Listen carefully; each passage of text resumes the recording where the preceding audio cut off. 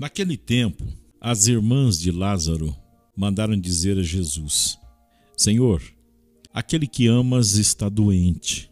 E ouvindo isto, Jesus disse: Esta doença não leva à morte. Ela serve para a glória de Deus, para que o Filho de Deus seja glorificado por ela. Jesus era muito amigo de Marta, de sua irmã Maria e de Lázaro. E quando ouviu que este estava doente, Jesus ficou ainda 2 dias no lugar onde se encontrava. Então disse aos discípulos: Vamos de novo à Judéia. E quando Jesus chegou, encontrou Lázaro sepultado havia 4 dias. Quando Marta soube que Jesus tinha chegado, foi ao encontro dele. E Maria ficou sentada em casa. Então Marta disse a Jesus: Senhor, se tivesses estado aqui, meu irmão não teria morrido. Mas mesmo assim, eu sei que o que pedires a Deus, Ele te concederá. Respondeu-lhe Jesus: Teu irmão ressuscitará. Disse Marta: Eu sei que ele ressuscitará na ressurreição do último dia. Então Jesus disse: Eu sou a ressurreição e a vida. Quem crê em mim, mesmo que morra, viverá. E todo aquele que vive e crê em mim não morrerá jamais. Crês isto? Respondeu ela: Sim, Senhor, eu creio. Eu creio firmemente que tu és o Messias, o Filho de Deus que devia vir ao mundo. Jesus ficou profundamente comovido e perguntou: Onde o colocastes? Responderam: Vem ver, Senhor. E Jesus chorou. Então os judeus disseram: Vede como ele o amava. Alguns deles, porém, diziam: Este que abriu os olhos ao cego, não podia também ter feito com que Lázaro não morresse? De novo, Jesus ficou interiormente comovido. Chegou ao túmulo. Era uma caverna fechada com uma pedra. E disse Jesus: Tirai a pedra.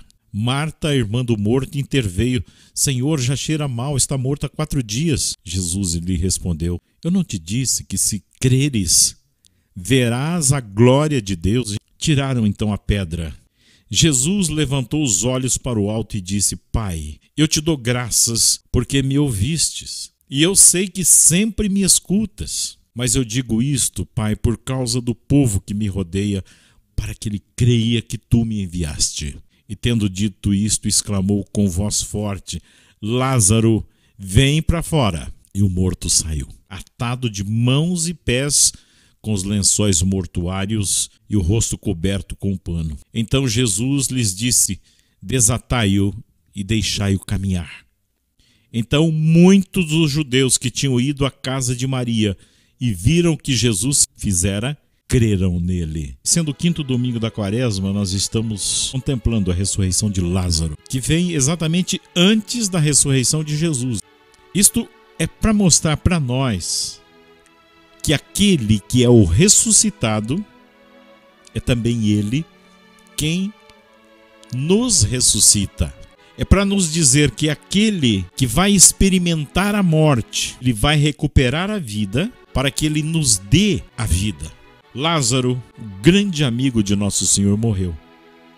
E o Senhor foi à casa dele e sentiu as dores das suas irmãs, porque era também a dor dele. Ele era muito amigo deles. Ele tinha Lázaro como irmão dele.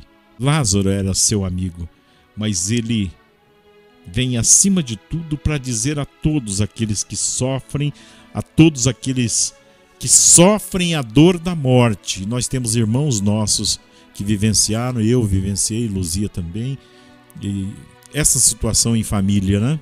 Jesus vem anunciar para nós que Ele é a vida e que Ele é a ressurreição. E todo aquele que nele crê jamais verá a morte. A morte não é definitiva para aquele que crê em Jesus. A morte não existe para quem crê no Senhor.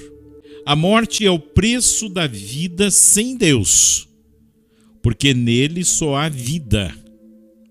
Não há espaço para a morte, porque a morte não tem poder sobre aqueles que estão sob o jugo de nosso Senhor. Ela não é a última palavra. O Catecismo da Igreja Católica, ele ensina que é diante da morte que o enigma da condição humana atinge então o seu ponto mais alto. A para os que morrem na graça de Deus, é simplesmente uma participação na morte do próprio Jesus, nosso Senhor, a fim de poder participar também da sua ressurreição na glória. A realidade da morte é para nos recordar de que nós temos aqui na terra um tempo limitado para realizar o plano que Deus sonhou para nós, para essa vida.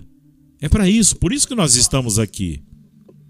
A morte, então, ela foi transformada por nosso Senhor. Jesus, o Filho de Deus, ele sofreu, ele também, a morte. A morte é própria da condição humana e Jesus veio se tornar um ser humano, homem como nós, e ele experimentou essa condição da morte.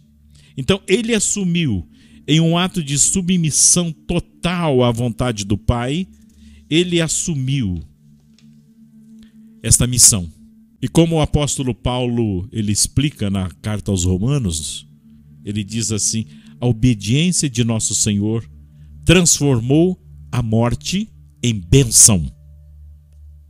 Graças a Jesus, a morte cristã, ela tem um sentido positivo. Paulo diz: para mim, a vida é Cristo e morrer é lucro. É isso que Paulo fala. Se com ele morremos, com ele viveremos. O Catecismo da Igreja Católica, ele ensina que a novidade essencial da morte cristã está exatamente nisto. Pelo batismo, o cristão já está sacramentalmente morto com nosso Senhor. Tanto que nós temos no batismo aquela cerimônia de, em algumas religiões inclusive, de mergulho, né, de imersão. É como se a pessoa morresse. Entra dentro da água e sai. Na religião católica, é aspergido água na criança ou naquele adulto que está sendo batizado, porque é um sinal de que nós morremos naquele momento para o mundo e renascemos para a vida em Deus. E agora, quando nós morremos na graça de Jesus, a morte física, ela vai consumar esse ato que começou lá no nosso batismo, de morrer com Cristo e ressuscitar com Ele. Assim nós nos incorporamos a nosso Senhor em seu ato redentor. Deus chama os seus de volta para o seio do Pai, através da nossa morte. São Paulo, ele não tinha dúvida nenhuma sobre isso. Ele dizia: o meu desejo é partir, é estar com Cristo nosso Senhor.